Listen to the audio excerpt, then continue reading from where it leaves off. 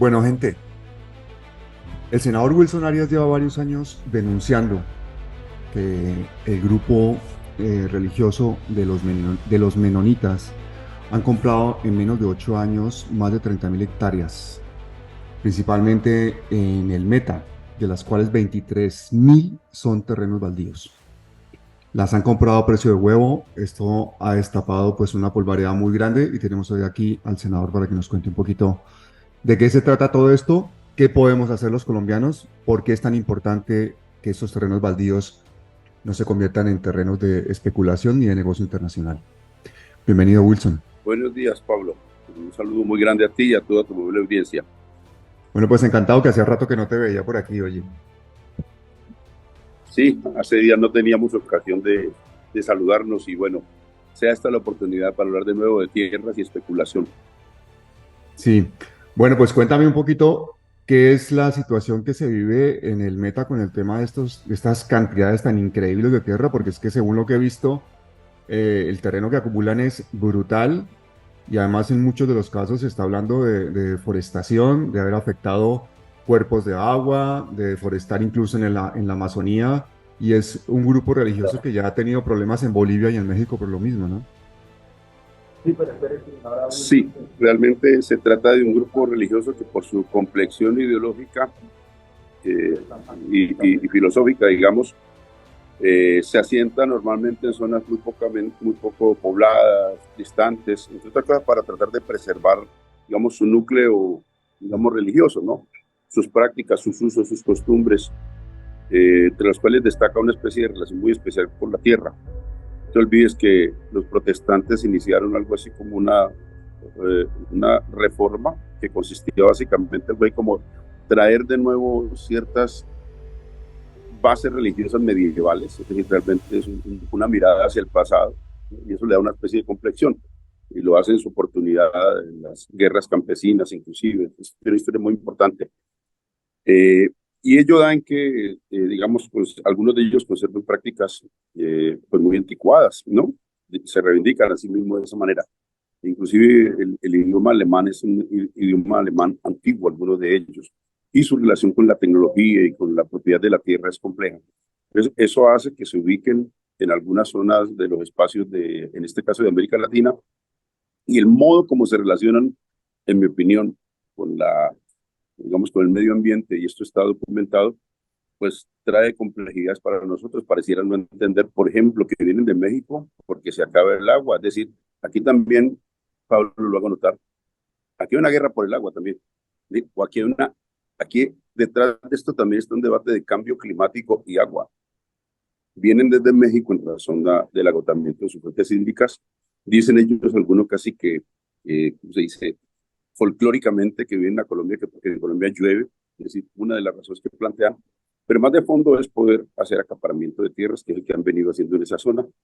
Dicen ser más de 500, nosotros tenemos documentados 177 menonitas que han constituido 27 empresas en un modus operandi que tal vez te había comentado, Pablo. Es decir, de la misma manera que Sarmiento Angulo, de la misma manera que Río Paila, de la misma manera que Mónica Semillas Brasilera, fraccionan la compra porque en varias de esas zonas, las zonas de influencia de la altillanura, donde hemos estado convocando numerosos debates y donde hay interés, inclusive el Fondo Monetario Internacional tiene mapas donde orientan inversiones en la altillanura colombiana.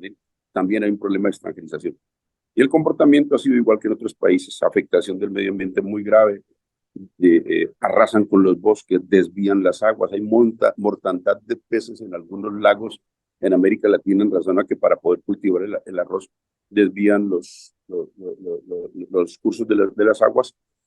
Y en Colombia en particular, además de lo anterior y de la violación de la normativa agropecuaria, porque hablamos de tierras baldías y es un ángulo muy importante, pues digamos que se está consumando una fase ya casi que ulterior de del despojo de la comunidad sicuani. Aquí tenemos dos derechos, Pablo, el derecho de nuestros códigos civiles de la República y el derecho ancestral indígena de los sicuani, que han sido objeto de numerosas oleadas de violencia. A partir de las últimas ya hay una especie de consolidación capitalista a manos de los menonitas y de otros actores muy importantes en la zona. ¿Estos señores han comprado la tierra legalmente o no? Como suele ocurrir en este tipo de espacios, digamos que hay una especie de línea entre la legalidad y la ilegalidad, porque hay una parte de tierras que son privadas y otra parte de tierras que tienen antecedentes claros de baldíos. Entonces hay que explicar la irregularidad de la acumulación de baldíos. La norma en un espíritu de economía familiar campesina, esto es lo que es la base del debate. La ley 160 y la anteriores tienen una base de reforma agraria y de economía familiar campesina, no de empresarización y de gran empresa. En este caso, la importancia de que la tierra sea aprovechada y que no sea un latifundio improductivo y que se redistribuya adecuadamente. Lo dice la Constitución, lo dice la ley. Entonces está prohibido la acumulación. Entonces, tú no puedes tener más de una unidad agrícola familiar en tratando estas tierras con antecedente de baldío. Y al momento de la adjudicación hay que precaver muy bien que sea para un tipo de adjudicatarios, que son básicamente campesinos pobres. La ley lo distribuye en 4 o 5 criterios, pero dejémoslo allí.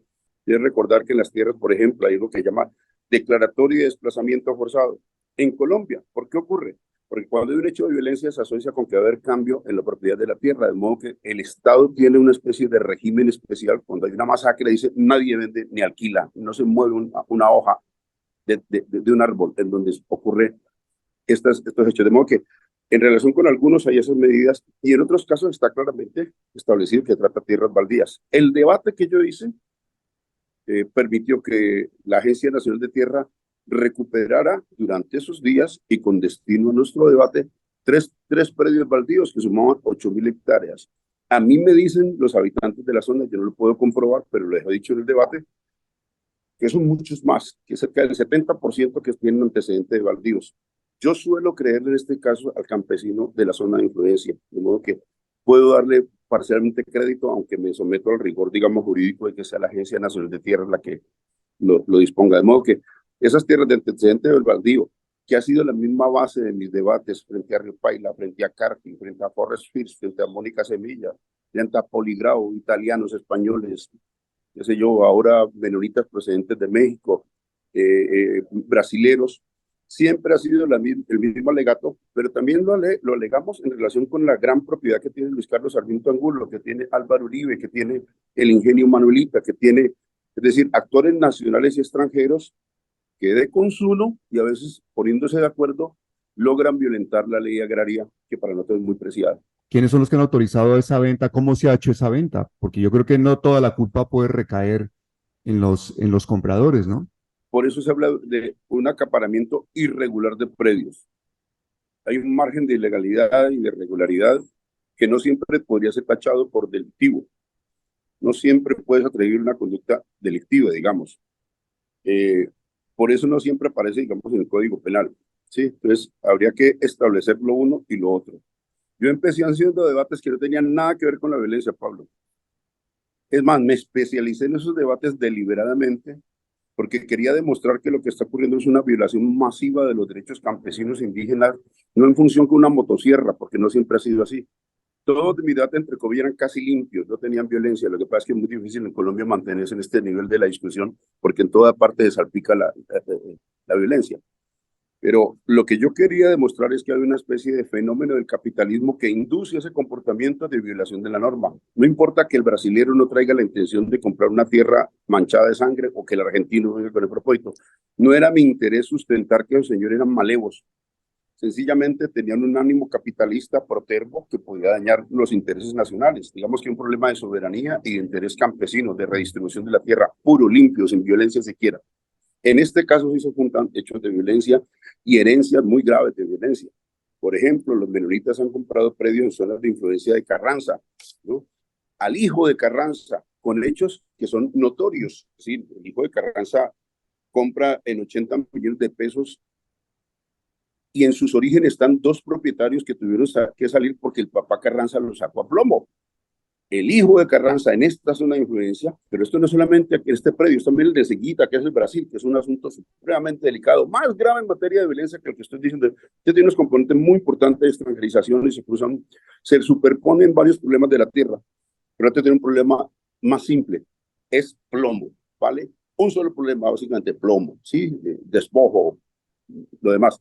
Eso es el Brasil. Este también tiene al menos un predio, al menos uno digo porque nosotros nos hemos molestado y nos toca averiguar a veces con las uñas, Pablo. Entonces hemos establecido que un predio denominado Arizona y Cedro fue comprado por el Papa Víctor Carranza con participación de los paramilitares, y hay dos hermanos cuyo nombre nos reservamos porque pueden ser expuestos, pueden ser asesinados, que tuvieron que entregarlo y alegan haber sido violentados con motivo de la venta.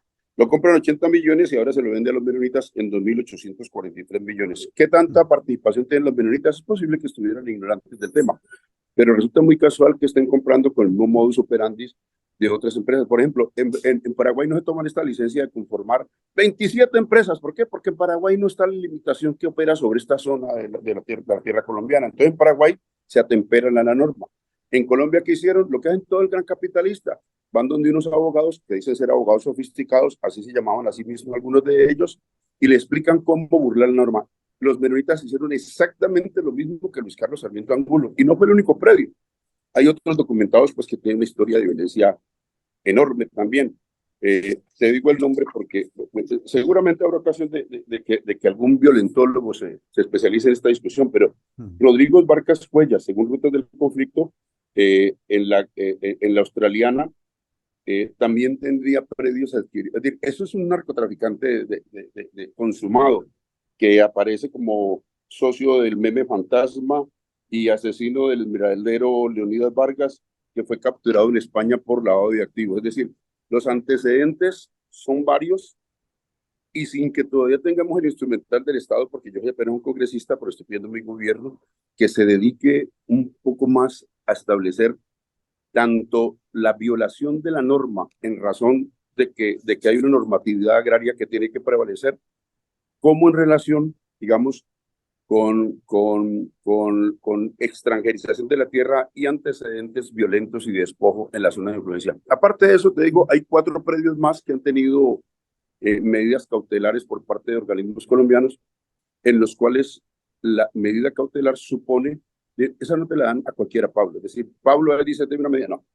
Si Pablo razonablemente puede demostrar que en un proceso jurídico demuestra el despojo, yo para evitarle a Pablo, para darle un mecanismo a Pablo, digamos, de resarcimiento o de precautelación, apoyo la medida cautelar, ¿sí? Es decir, de modo que después de ojo fuera no haya Santa Lucía que valga, ¿cierto? De modo que a Pablo se la concedo porque razonablemente me ha explicado que hay una situación muy grave, ¿no? De violencia que hace que el Estado tome, digamos, una especie de auxilio a una persona en estado de indefensión. Wilson, esta gente llega en el 2014, pero 10 años antes, la ley 160 de 1994 prohibía acumular baldíos a grupos económicos, a personas que no fueran sujetos de reforma agraria. Eso estaba clara y esa norma, pues, es la que se ha quebrado.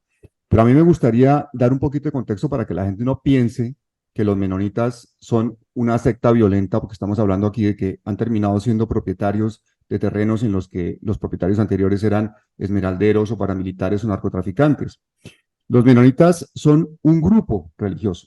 Ellos emergieron tras las reformas protestantes al cristianismo en el siglo XVI, que se buscaban era acercar más a los principios bíblicos. Ellos, su fe está basada en principios como el amor al enemigo o la negación de todo tipo de violencia. Son pacifistas. El trabajo es el fin principal de la vida de los menonitas. Hoy existe además una amplia gama de menonitas, unos de que son muy tradicionales, muy antiguos, que no quieren saber ni siquiera de una calculadora ni un teléfono, hasta los que son muy modernos, y por eso muchas de las explotaciones agrícolas e industriales de ellos son pues muy modernas. El que fundó esto es un sacerdote católico holandés, que básicamente no encontró justificación para que hubiese una iglesia-estado. Él lo que quería era que la gente se adhiriera libremente a seguir a Cristo. Entonces él decía, pues los niños no se deben bautizar, que se bauticen cuando sean adultos y lo hagan por voluntad propia. Y este hecho de que ellos sean pacifistas, de que estén tan apegados a la tierra, pues los ha llevado a un periplo que empezó en Prusia, siguió a Rusia y luego a América Latina, a Argentina y a México principalmente. Se han fusionado en algunos casos con iglesias luteranas y donde se asientan no hay presencia de Estado normalmente, que es una cosa que ellos buscan. ¿Por qué? Porque ellos lo que quieren es que sus niños reciban una educación diferente, que no estén, digamos, influenciados por la educación occidental, y también buscan que sus mujeres no se relacionen con el mundo exterior. Tienen presencia en 59 países. Hay un total de 1,5 millones de menonitas bautizados y en América Latina hay 214 colonias que poseen cerca de 4 millones de hectáreas, es decir, poseen un territorio más grande que Suiza, Holanda y Bélgica juntos. Al ser una congregación fundamentalista, pues han sufrido persecución política brutal. En Estados Unidos, muchos menonitas rehusaron a ir a la Primera Guerra Mundial, no querían pelear. Muchos se pasaron el conflicto en la cárcel. En la Segunda Guerra Mundial lo mismo. Estados Unidos reconoció la capacidad que tenían los objetores de conciencia, entre otras cosas, gracias a los menonitas. Miles de jóvenes participaron en un servicio voluntario alternativo. Y en esa Segunda Guerra Mundial, pues resultó desastrosa para los que estaban todavía en la Unión Soviética porque terminaron en campos de concentración. O sea, la historia de los menonitas es muy dura y ellos siempre se han opuesto a tomar partes en las guerras, incluso en Vietnam, en Irak. Han participado en numerosas campañas pacifistas. Entonces, todo esto que estamos viendo de los problemas que han tenido por deforestación en México, en Brasil, en Bolivia, el hecho que básicamente en muchos sitios los han expulsado, Evo Morales los sacó de Bolivia básicamente porque hubo una reforma agraria, ellos tienen una forma de filosofía de vida por una parte y por otra parte resultan teniendo una acumulación de territorios importantísimos con consecuencias ecológicas y para las poblaciones indígenas. En el caso de nuestros indígenas, en el meta está clarísimo. Pero lo que a mí más me llama la atención de todo lo que nos cuentas, Wilson, es que hayan seguido las mismas tácticas, las mismas estrategias de nuestros grandes despojadores, de nuestros grandes acumuladores de territorios, como Luis Carlos Sarmiento Angulo. Y de hecho, tú me has enviado unas fotos en las que vemos a Uribe, a Vargas Lleras. Cuéntame quiénes son los que están en esas fotos y cómo es que los menonitas han conseguido hacer ese modus operandi similar al de Luis Carlos Sarmiento Angulo para hacerse con esos grandes territorios. Bueno, pero antes quiero compartirte un punto de vista sobre el tema de la historia menonita que acabas de hacer. Ha sido objeto de reflexión filosófica, política y sociológica. El Weber habla de la influencia de la ética protestante en el espíritu del capitalismo. Y es verdad, sus debates originales tienen que ver, inclusive, retrógrados o no, como calificación política que hacen algunos que no, yo no quiero entrar en ese campo, pero en su oportunidad, Federico Engels, lo digo para los interesados en la literatura, hace un texto que llama Las guerras campesinas de Alemania, que lo envié como recomendado, donde explica el modo como contribuyen, digamos, los protestantes más bien. Los protestantes contribuyen algo así como a ser sepultureros del feudalismo. De hecho, lo que ellos condenan era práctica muy feudal, es una práctica de un gran poder, el poder principal de la iglesia y la tierra, amenaza los derechos campesinos, de modo que hay una fricción completa y unas revueltas importantísimas de los campesinos de la época contra el clero, y en cierta medida se suman al reclamo de Martín Lutero, se suman los principados con la finalidad de combatir a la iglesia y quedarse con la tierra de la iglesia. No era tan noble tampoco, era una pelea entre, digamos, hoy diríamos una pelea entre oligarcas. Entonces los unos de signo religioso, los otros no. Pero ahorita los protestantes juegan un papel importante en ese momento. Ellos condenan, entre otras cosas, algo que era muy lacerante para la población, era que las indulgencias pudieran comprarse en metálico, y entonces aparece toda una discusión sobre el regreso a las formas más primitivas y puristas de la Biblia. Y ese puritanismo y primitivismo lo lleva a ellos a mirar al pasado, y entonces yo por eso te decía que hay una especie de complexión ideológica de especie de regreso. Pero esa forma está asociada también a otro debate que es importante, ya que lo has tocado, y es la idea de que yo no me compro la salvación de ninguna manera. Yo estoy destinado a ir al cielo o destinado a ir al infierno, y ese modo de vida que induce la predestinación, si yo estoy destinado, yo no puedo comprar indulgencia, pero al propio tiempo, más o menos se dice que hay una especie de estilo de vida de quien está destinado a ir al cielo y un estilo de vida de quien está destinado. Entonces, no es que yo esté buscando el cielo, es que yo como obro así puedo decir, como yo sé que fulano es un violador, ese man no tiene el cielo. Pero Pablo mira Pablo se le ve por encima que va para el cielo. Esa forma de vida, digamos, que dice Weber, en resumen a grandes pasos, es muy importante para el espíritu del capitalismo, porque induce al ahorro y otras formas. Dicho esto, tampoco puedo estar de acuerdo con el calificativo que les dio Stalin. Stalin los calificó como etnia reaccionaria. Etnia reaccionaria es la contrapartida de Hitler, que pensaba que había etnias que per se eran de determinada manera. No hay ni etnias ni religiones que per se te hagan bueno o malo, Pablo. Por ejemplo, Es la BBC que no Wilson los que dicen que fueron violadas 100 mujeres menonitas a cargo de sus hermanos y de sus padres y de sus tíos en Bolivia. Y esto es un hecho que más o menos es un hecho de la vida, esto es un dato, esto no es un debate ideológico, esto es un dato. ¿Sí? Me dice a mí que las formas de vida de ellos no necesariamente son buenas o malas, pero tampoco eso ponía a salvo a que los menonitas puedan decidir que compran deliberadamente la tierra de Canaán. A veces no los ponía a salvo ni a ellos ni a ninguna otra religión, ni a ellos, ni el señor que le compró a Carranza, ni el que le compró al otro paraco que tiene comprobadas obras luctuosas en su vida. Es decir, yo disentiría de una caracterización de tipo porque no creo que hayan ni denominaciones religiosas, ni éticas, ni revolucionarias, ni reaccionarias per se.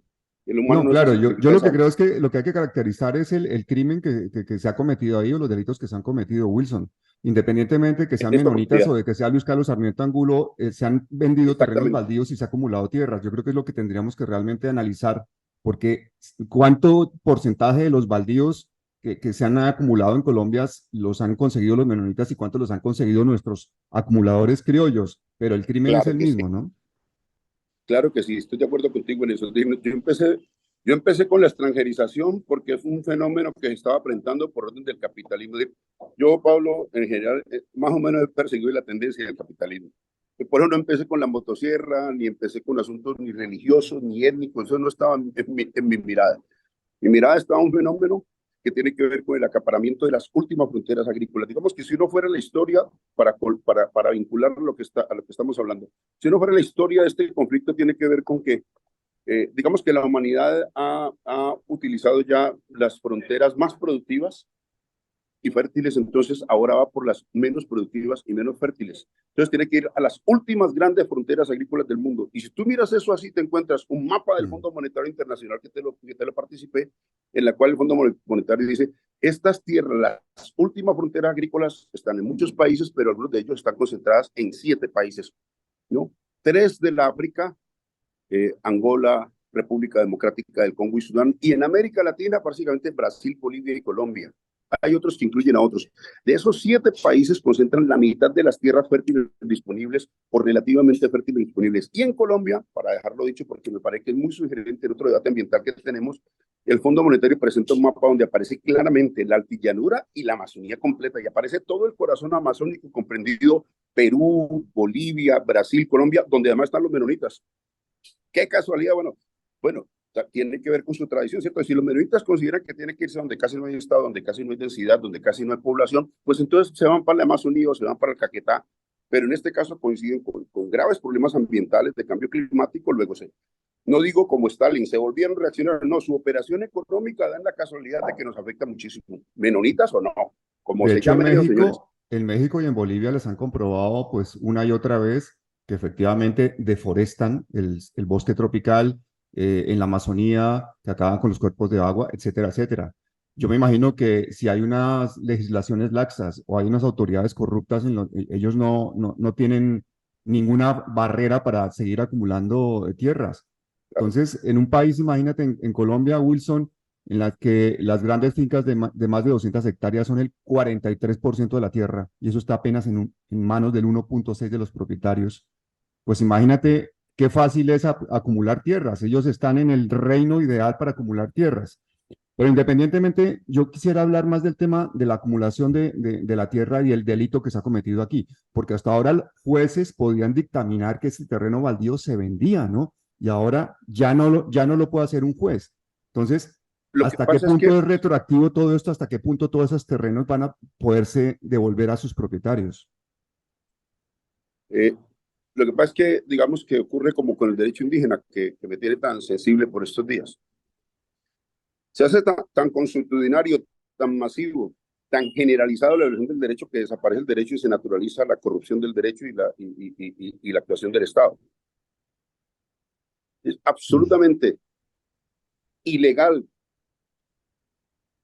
y corrupto desplazar indígenas para quedarse con sus tierras, tanto en la colonia como ahora, porque ahora inclusive mm. hay convenios de la OIT que protegen esos derechos. De modo que si vamos a la legalidad, digamos, actual, ese derecho ancestral que antes se legaban los indígenas allá solitos diciendo, con mi Dios, con mis manos, con mi espiritualidad, con mi relación con la tierra, defiendo este derecho ancestral, ahora la OIT dijo, sí señor, tienen razón los Mm. indígenas.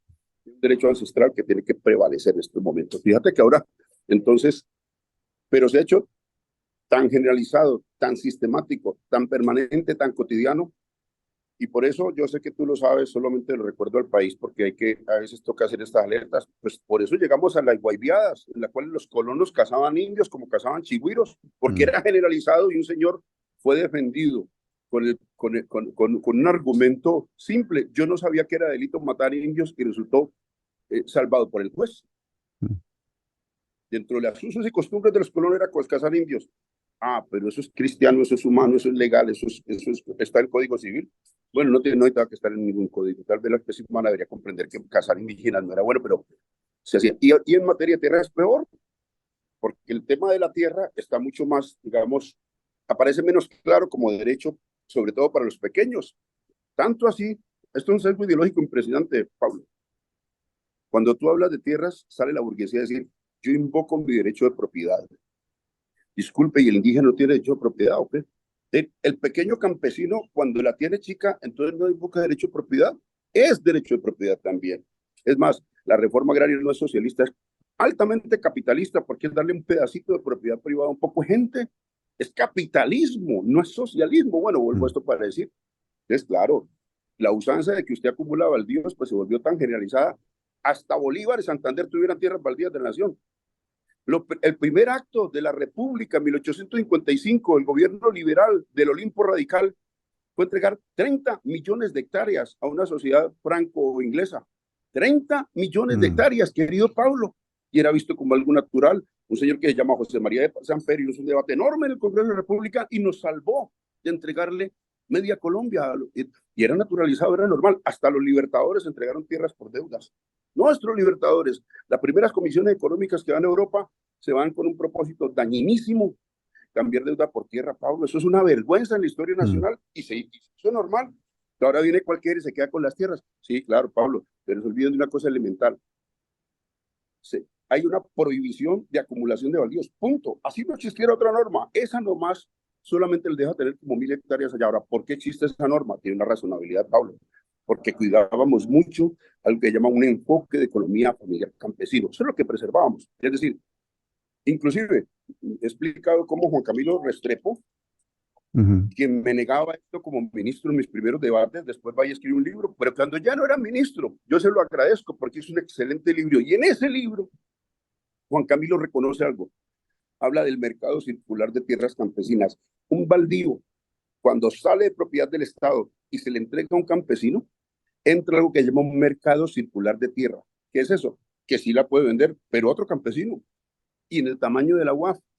Si le vende a otro campesino de UAF, ese campesino está acumulando tierra, ¿vale? Pero si se le vende a un burgués, no puede hacerlo, porque se supone que el mercado circular de tierras campesinas es para que no pasara lo que hoy estamos lamentando. Tú me das un dato muy interesante del último censo agrario, yo te voy a dar otro. El 1% de las unidades de producción más grandes de este país tiene el 81% del área. Pablo, mira, voy a irme al caso contrario que llama Uruguay. En América Latina, Uruguay, el 1% de los propietarios más poderosos de las unidades de producción, porque a veces no es propiedad, sino que yo alquilo una parte y compro la otra, ¿cierto? Esas unidades en Uruguay tienen el 19% de la tierra y el 99% de los otros propietarios compiten por el 81% de la tierra, es mucho mejor distribuida. En Colombia, el 1% de los grandes propietarios tienen 81% del área, Pablo, y el 99% restante compiten por el 19% de la tierra. Esa es la dimensión. Esto es atroz. Esto es Mm. inconcebible a escala orbital. De modo que en este país tiene mucha mayor racionalidad que le prohíbe, digamos, a menonitas o no menonitas, a gringos brasileños, Al argentinos que o no, sea, incluso claro. a Luis Carlos Sarmiento Angulo, a Julio Mario Santo Domingo, a la familia Eder, que tiene candidato a la alcaldía de mi ciudad, en la ciudad de Cali, a ese señor y esa familia, también así sean nacionales, demuestren no una cédula de extranjería, sino que son, el otro nació en Cali como yo, ¿eh? Y eso le da Ujú. derecho por ser nacional. Hay por las tierras de los indios, hay Claro que por las no. tierras de los indígenas y los campesinos, no, no le da derecho, y en Colombia es mucho peor. Wilson, la ley 160 de 1994 es la que ya prohíbe acumular baldíos. Pero resulta que según la Universidad Nacional y de Justicia, entre 1991 y el 2020, sí, bueno, y este año, mediante sentencias se han adjudicado más de 200.000 hectáreas. O sea, 200.000 hectáreas en 29 departamentos. Eso va a ser retroactivo y es que además la concentración es brutal. Por ejemplo, muchísimo más en Casanare. El 41% de los baldíos se han adjudicado en Casanare. Pero hay también departamentos como Córdoba brutales. Entonces, la ley por la cual estos jueces le otorgaban esos baldíos a las personas era muy sencilla. El criterio de que si la persona había habitado en el predio por más de 5 años de forma ininterrumpida, pues ya está, adjudicado. ¿Eso se puede revertir? Sí, en mi opinión, sí, debería hacerse. Pero pues, ya ves, Pablo, porque algunos me tildan como me tildan. Pocos se atreven a decir que eso debe ser revertido. Pues yo opino que sí. Quien le habla opina que lo que debe prevalecer es el derecho de los indígenas, de los campesinos y de los pobres. Punto. Pero de todas Punto. formas han Solo que puesto la, la ley, la, la me van nue- a perdonar mis amigos sí, academicistas, pero yo tengo una opinión sobre esto. Es decir, viene el gran capital y consolida su obra. Y una vez consolidado pide seguridad jurídica, mm, pero ignora la seguridad jurídica anterior. Entonces quiero hacer un alegato contra algunos literatos académicos, pues a quienes yo respeto y valoro, no quiero irrespetarlos, mm. pero quiero manifiestamente que estoy en contra de su opinión, porque la política no se hace haciendo el bobo uno frente a estas cosas. Aquí hay terrenos movidos de que empecemos por lo que es. Sí, serán centenares de miles de hectáreas, pero tiene una historia, de una parte, de violación de la normatividad que era meridianamente clara y siempre lo fue, y pese a la luz meridiana que habrá sobre la norma, se violó, Pablo. De modo que los señores tienen un pecado original. ¿Qué pecado justifica que reversemos? Ahora, mi pregunta es, ¿conviene eso al país? Yo opino que sí. Claro, pero la otra ¿Contra quién? pregunta Y es, eso, ¿revertirlo hasta cuándo? Porque había el fallo de la Corte Constitucional del 18 de agosto del 2022, que busca que el Estado recupere los baldíos con lo que se han quedado los grandes acaparadores de tierras, a decisión de jueces, por cierto. eh, de ahí en adelante, realmente la única que puede adjudicar un baldío es la Agencia Nacional de Tierras, pero eso lo quieren aplicar a partir de 1994. ¿Y antes de yo tengo una, 1994 qué? bueno, yo tengo una opinión un poco distinta. Hay que entramos a un asunto que es un poquito harto y requeriría algo así como otro programa.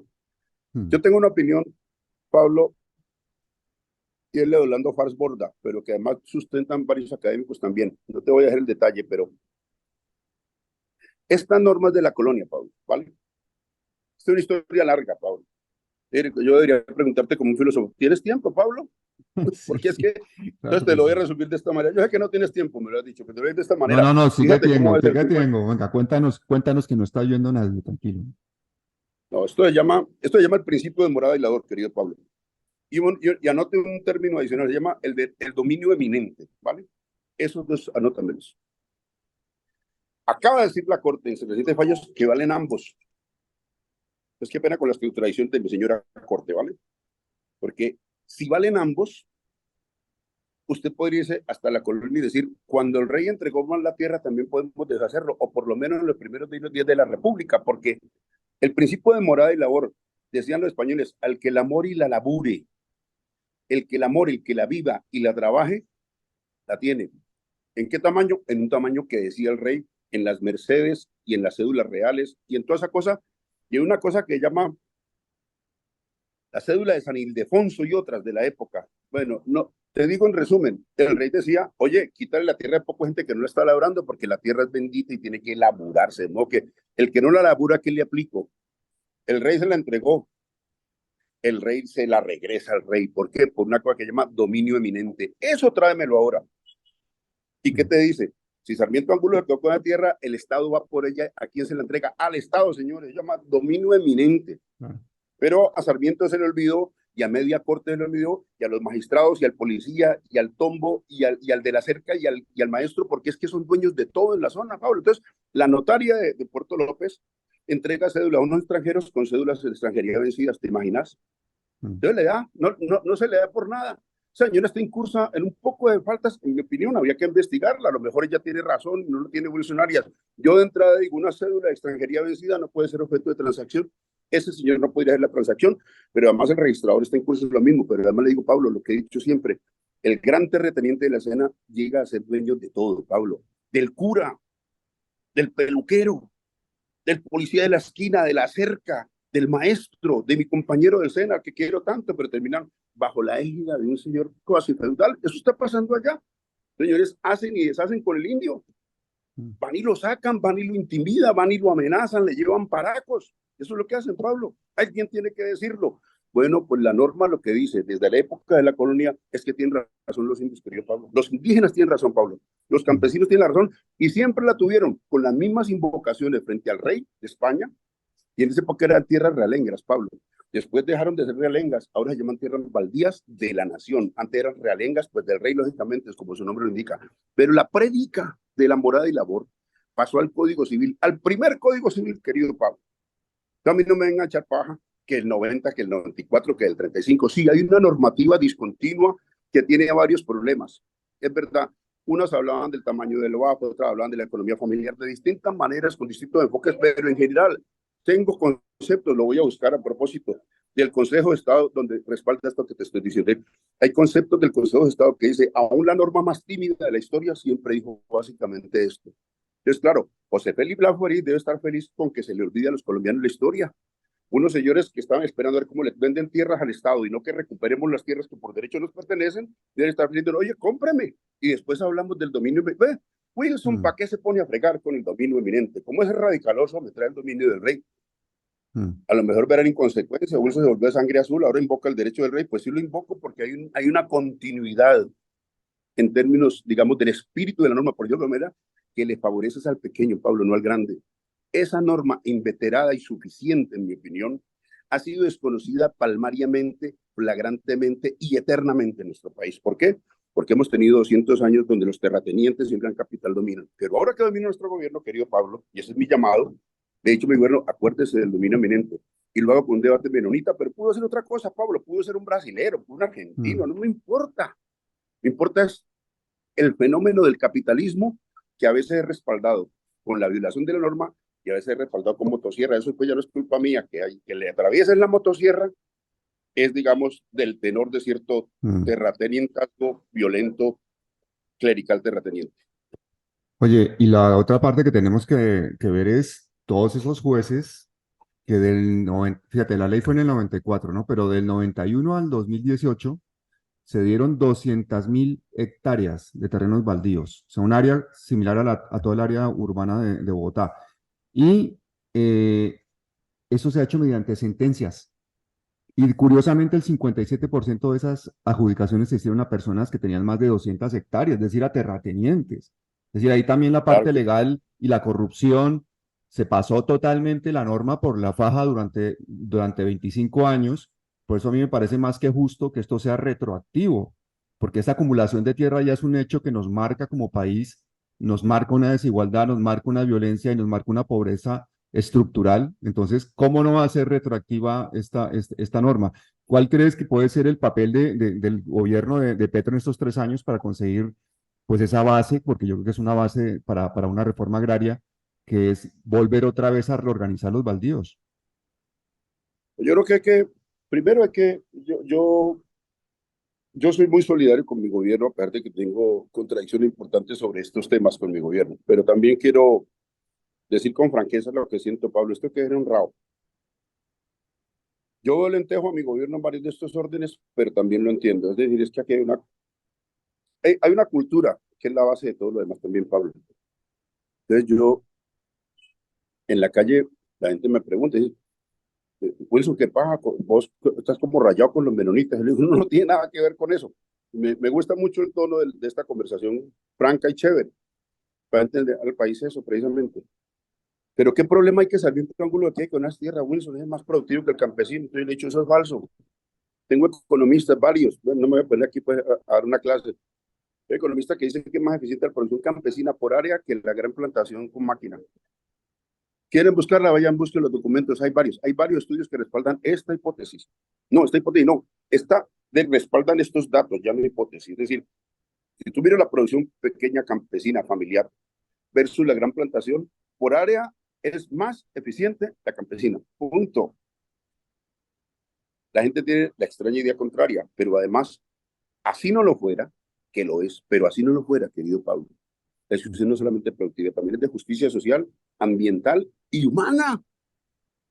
Entonces, a mí que no me echen cuento que a nosotros durante la pandemia nos alimentó la gran plantación pura paja, por los campesinos. ¿Por qué Oye, razón? porque la producción, la gran plantación es agroexportación, fíjate, pero además, si le metemos otro concepto que se llama soberanía alimentaria,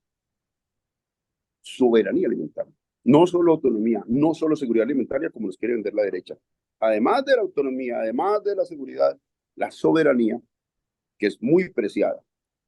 ¿Por qué está viniendo China a comprar en América Latina? ¿Por qué está yendo a comprar en África?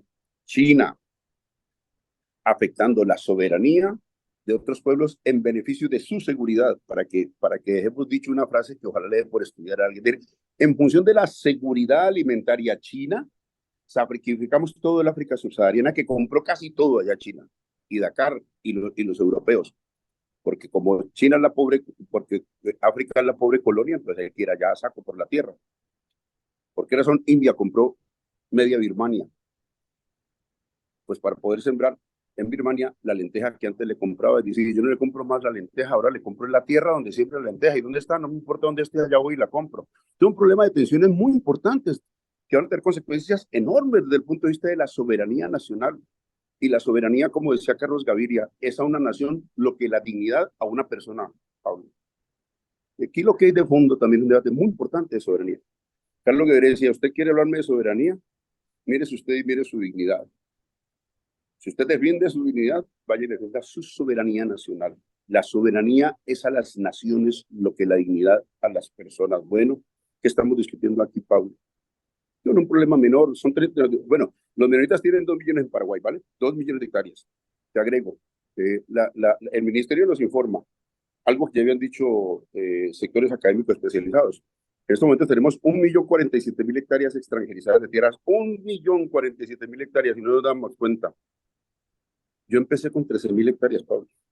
Empecé denunciando a Mónica Semillas, 13.000 hectáreas, vamos en un millón. Y es de este tamaño, es de ese ritmo.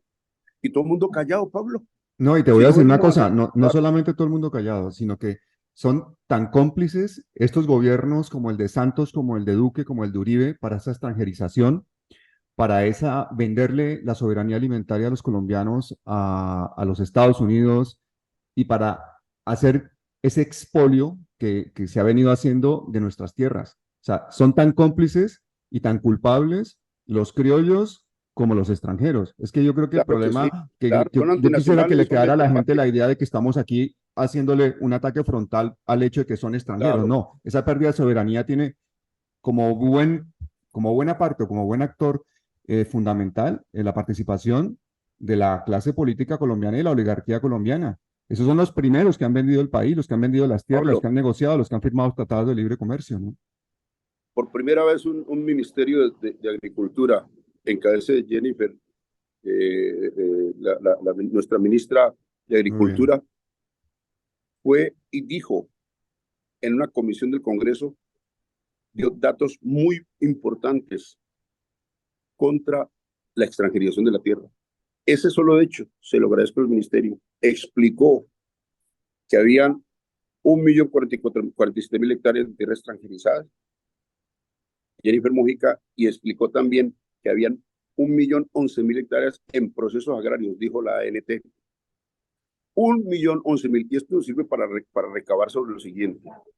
Yo estoy de acuerdo en que Petro le compre tierras a José Félix, a Fedegan. Yo estoy de acuerdo. Wilson no está de acuerdo, ¿vale?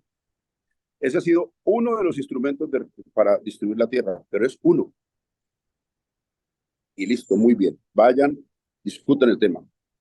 Pero no me ignoren el millón de hectáreas de procesos agrarios que para obtener, según dijo alguien, una estimación, 13 millones de hectáreas, basta con que le demos 9 billones a la unidad de restitución de tierra y nos trae 13 millones de tierra, ¿vale?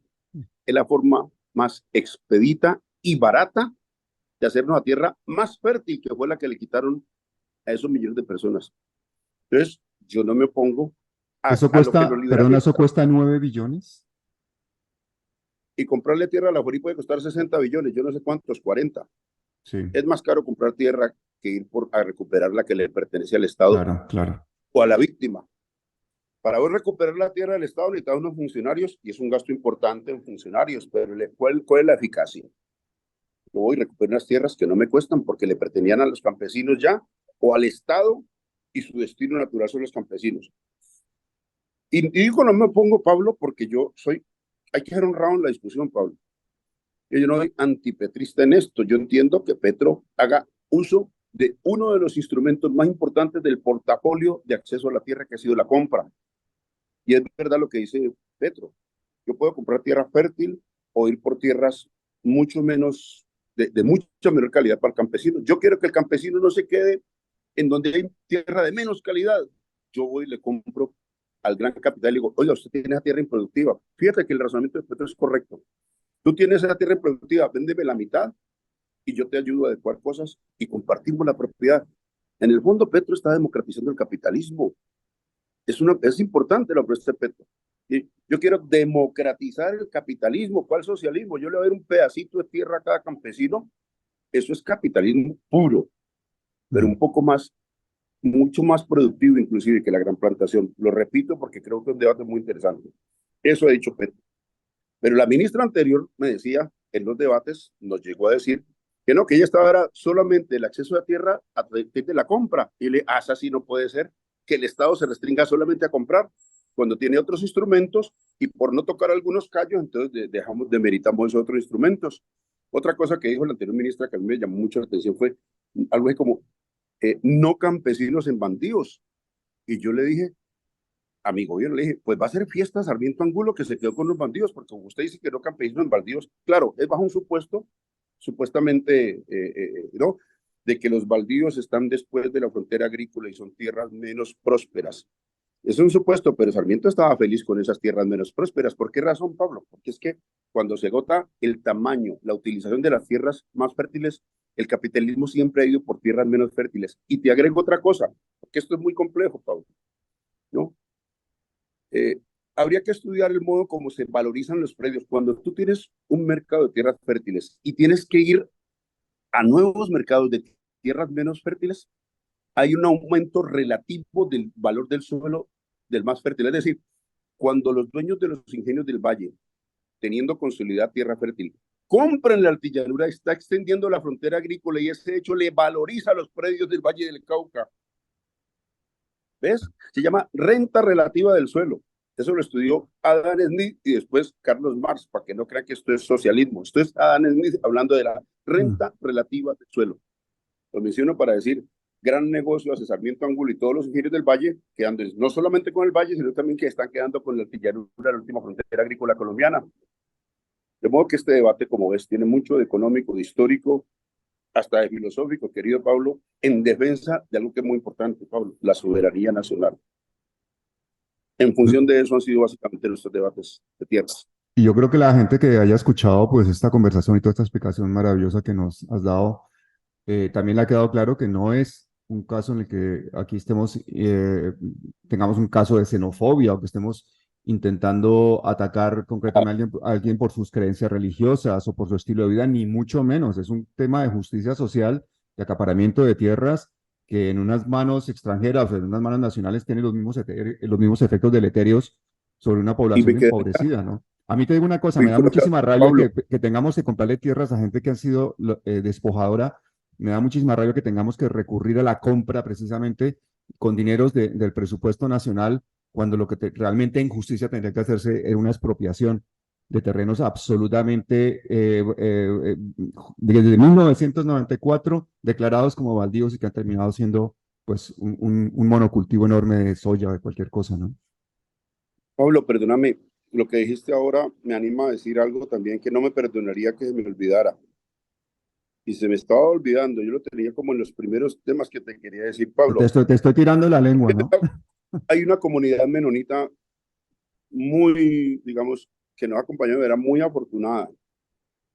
Sería muy lamentable que por obra, digamos, de las equivocaciones o a veces de lo mismo que hicieron los menonitas, que está en curso en falta de debida diligencia, que es como se llama el deber del capital cuando ingresa a una zona, se llama debida diligencia, no comprar tierra despojada y todas esas cosas, ¿cierto? Esa debida diligencia hace parte de unas prácticas que han sido, digamos, reclamadas inclusive internacionalmente. De eso es parte de cierta legislación y cierta buena práctica empresarial. Entonces, lo menos que han violado es, lo menos que han incumplido es la debida diligencia. Pero no me gustaría que en razón de la falta tal vez de debida diligencia de estas menonitas de Puerto López y Puerto Gaitán, nos olvidemos que hay una comunidad menonita de más de 70 años en Colombia con la que hemos convivido de manera no solo pacífica y con mucho aprecio, sino que se trata de personas que nos han ayudado mucho como sociedad. Yo soy testigo de la solidaridad de esa comunidad menonita de 70 años en Colombia, comunidad con sectores populares. Hay un trabajo impresionante desde el punto de vista social y humanitario. Si no te digo esto, Pablo, no me lo perdonaría, porque no podemos subsumir en una sola denominación menonita lo que son prácticas muy distintas y sus relaciones con la sociedad y el medio ambiente son abismalmente distintas de aquellas otras. Hay unos que se precian, digamos, de tener una relación muy especial con la tierra, fruto de esos debates originales, ¿cierto? Que tú muy bien mencionaste. De las guerras campesinas, recomiendo la lectura del texto, es interesantísimo, ¿no?